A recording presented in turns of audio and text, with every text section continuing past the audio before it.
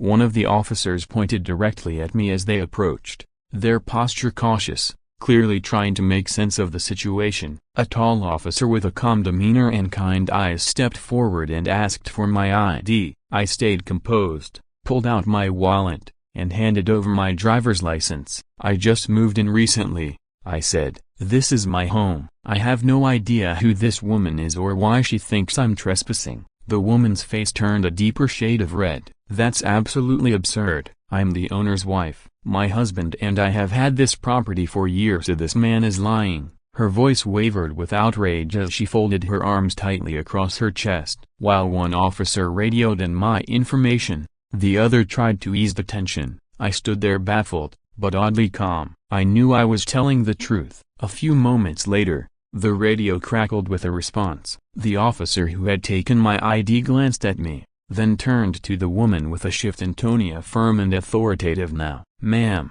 according to county records, this property was purchased by this gentleman about 5 weeks ago. He is the legal owner." The woman's face drained of all color.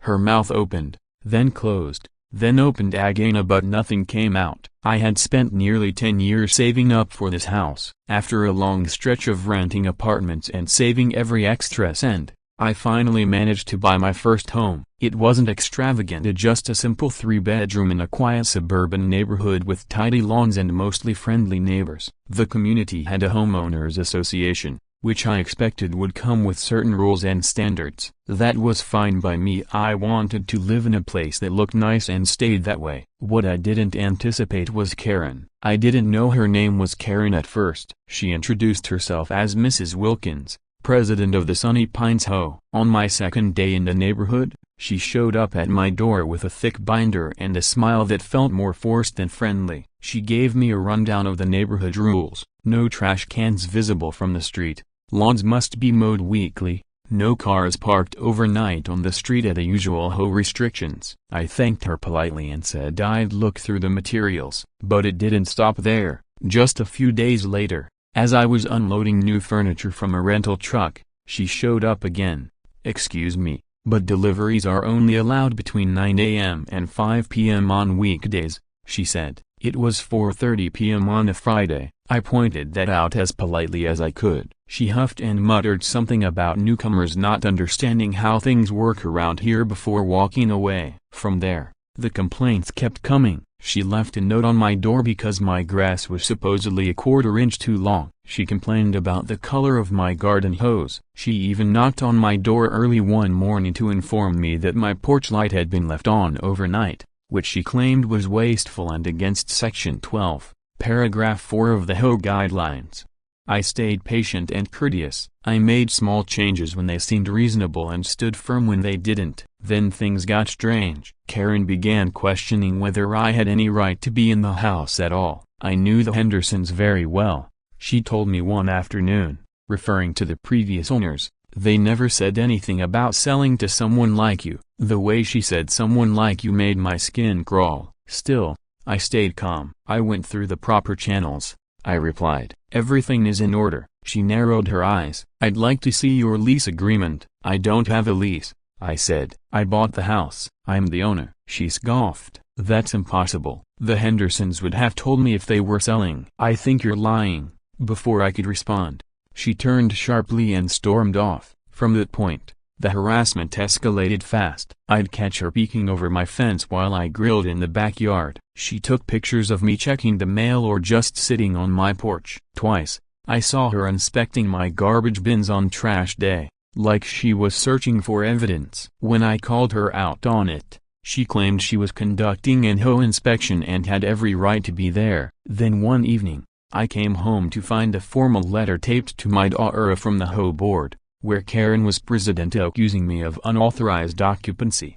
I dialed the number listed on the letter. I called the number listed on the letterhead and quickly reached a board member who sounded completely confused. They had no idea what I was talking about. As it turned out, Karen had sent the letter entirely on her own without the board's approval or even their knowledge. The board member apologized repeatedly and assured me the matter would be addressed directly with Mrs. Wilkins. I assumed that would be the end of it. It wasn't. I had to leave town for a short business trip. Before heading out, I locked up the house carefully and asked a neighbor to collect my mail. When I returned late at night, worn out from travel and just wanting to collapse into bed, I was met with something that stopped me cold. My key didn't work. After several unsuccessful tries, it sank in. The locks had been changed. A printed notice was taped to the front door. It read, "Property under HOA custody. A owner's spouse has reclaimed residence. For inquiries contact Sunny Pines HOA." I was stunned. This wasn't just harassment anymore. This was criminal. Thankfully,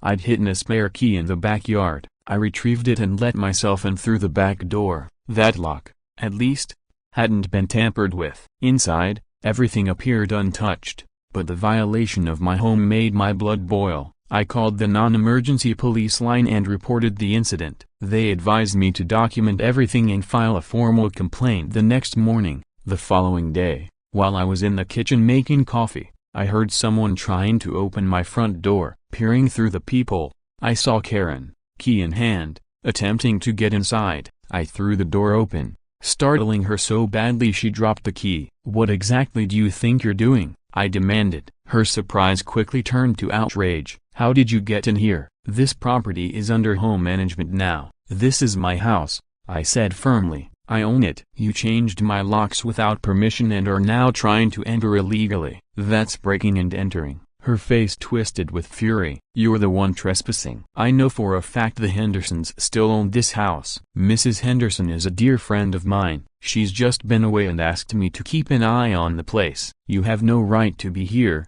and I'm calling the police." She pulled out her phone and, without hesitation, dialed 911 right there on my doorstep. 911. "What's your emergency?" I could hear the dispatcher's voice from where I stood. "There's an intruder in my friend's house," Karen said, voice trembling in a way that sounded more rehearsed than real. "He's threatening me. I'm afraid for my safety. Please send someone right away." She gave the dispatcher my address, then turned to me with a smug look that made my blood pressure spike. "You're making a serious mistake," I said evenly. "I have every document proving this house is mine." "We'll see about that," she snapped. "The police will take care of this." A few minutes later, 2 patrol cars pulled up outside. The officers approached carefully, and Karen immediately launched into her exaggerated version of events. She claimed I had broken into the home and was living there illegally. "I'm the owner's wife," she announced to the officers. "This man has no right to be here." One of the officers turned to me. "Sir,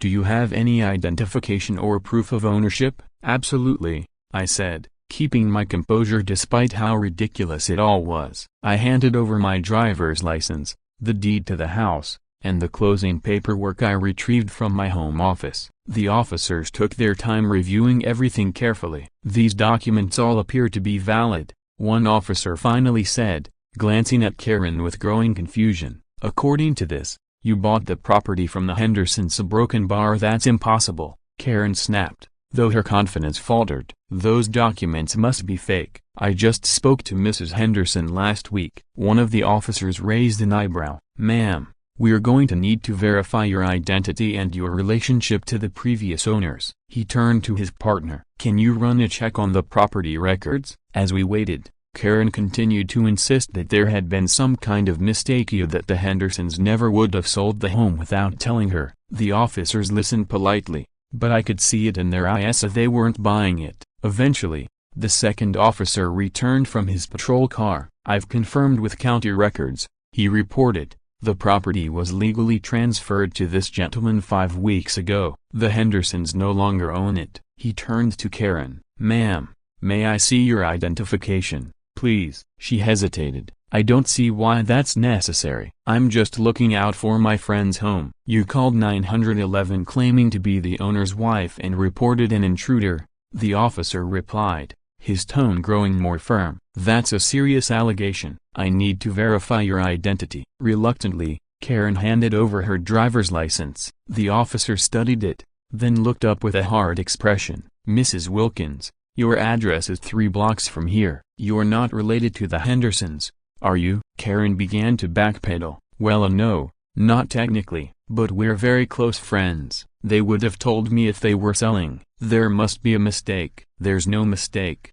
the officer said flatly. "Now, How did you gain access to this home? The homeowner says the locks were changed without his permission. Karen paled. Well, a broken bar is HOA president. I have certain responsibility as a broken bar. Those responsibilities don't include changing locks on private property or entering someone's home without consent. The officer cut in. Do you have a key to this residence? Reluctantly, Karen retrieved the dropped key. The officer took it and examined it. Mrs. Wilkins, I need you to explain how you got this key and why you had the locks changed on a house that doesn't belong to you. Karen's composure finally broke. The Hendersons gave me a spare years ago for emergencies. I was just trying to protect the neighborhood from unauthorized occupants. Her voice was climbing toward a full-blown shriek. The officer exchanged a glance with his partner. Mrs. Wilkins, please turn around and place your hands behind your back. What? You can't be serious. Karen's eyes widened in disbelief. I'm placing you under arrest for criminal trespassing,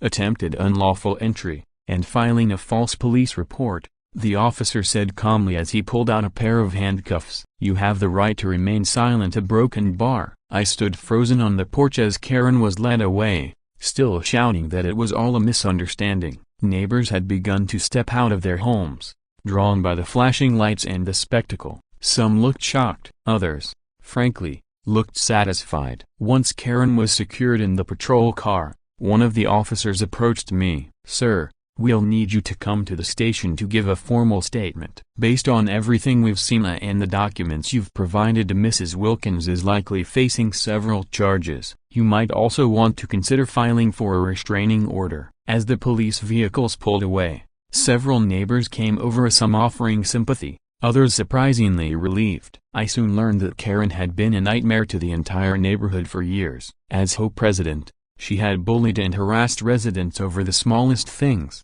weaponizing her title to control everyone around her. No one had ever dared confront her like this. The investigation confirmed that Karen had once been given a spare key by the Hendersons years ago for emergencies, but when they moved, they forgot all about it. Karen hadn't. She'd used it to convince a locksmith she was the rightful owner and had the locks changed, pretending she'd simply lost her keys.